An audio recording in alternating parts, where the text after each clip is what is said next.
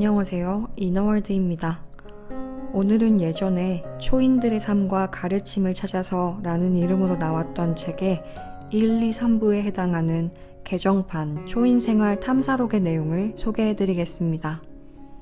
잠깐 이 책의 설명을 해드리자면 이 책에는 1894년 말 저자 스폴딩을 포함한 11명의 미국인들이 인도에서 우연히 만난 에밀이라는 기이한 인물의 안내로 불가사의하고 신비한 영적 탐사 활동에 발을 들여놓게 되는 실제 기록이 담겨 있습니다.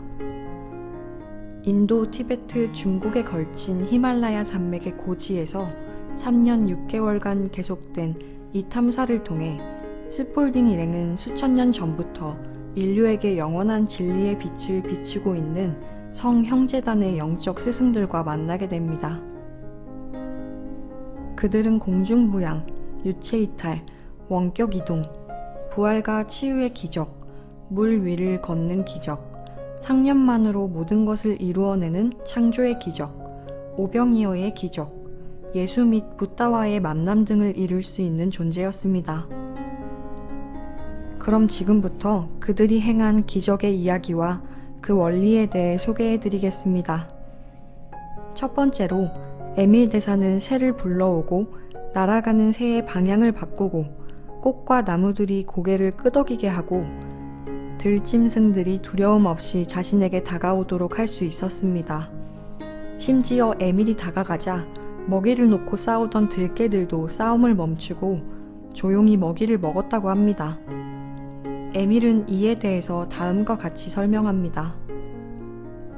이러한 일들은 필멸의 자아가 아니라 내면의 깊은 참자아가 행하는 것이죠.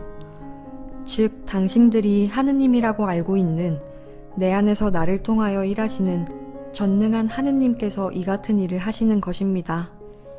필멸의 자아는 아무것도 하지 못합니다.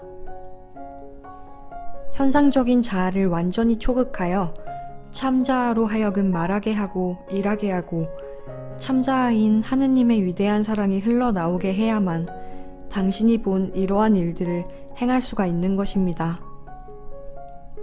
하느님의 사랑이 당신을 통하여 만물에게 쏟아부어지도록 당신 자신을 준비한다면 아무것도 당신을 두렵게 하거나 해칠 수 없을 것입니다. 두 번째로 에밀 대사는 물을 얼리는 기적을 보여주며 이렇게 설명합니다. 저는 물의 중앙에 있는 원자들이 형체를 취할 때까지 보편 세계에서 물의 중앙에 있는 원자들이 얼어붙는 상념을 품고 있었습니다. 다른 말로 하자면 상념의 힘으로 중앙에 있는 원자들의 진동을 떨어뜨려 얼게 한 후 컵에 담겨있는 물 전체가 얼어붙을 때까지 점점 그 주위에 입자들의 진동을 떨어뜨린 것입니다. 이런 식으로 한 컵의 물뿐만 아니라 큰 통이나 연못이나 호수나 바다, 그리고 온 세상의 물 전체를 얼어붙게 할 수 있습니다. 그러나 그렇게 할 이유나 목적은 없습니다.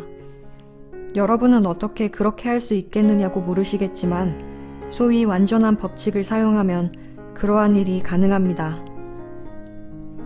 그러나 온 세상의 물을 얼린다고 해서 유익할 것은 없습니다. 또 유익한 그 무엇이 나타날 가능성도 없습니다. 그럼에도 불구하고 제가 끝까지 물을 얼려나간다면 어떻게 될까요?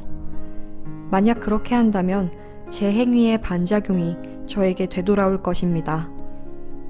저는 표현한 그대로 되돌아오는 것이 우주의 법칙이라는 것을 알고 있습니다.